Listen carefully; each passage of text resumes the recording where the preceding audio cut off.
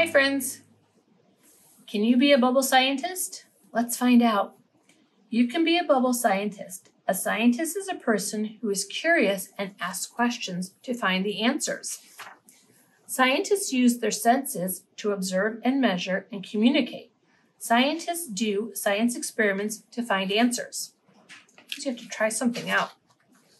The first step when you're trying to find an answer is to ask a question. How can I make bubbles last longer? It's a really good question. After you've asked the question, you make a hypothesis. A hypothesis is a prediction or a guess about what you may think will happen. Gather supplies and do your experiment. Think about your results. Was your hypothesis correct? What did you learn? Share what you know.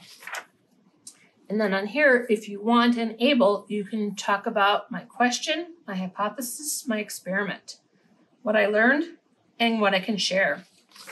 Then we've included to make your own bubble recipe, and we're going to include some bubbles. So have lots of fun with this and figure out.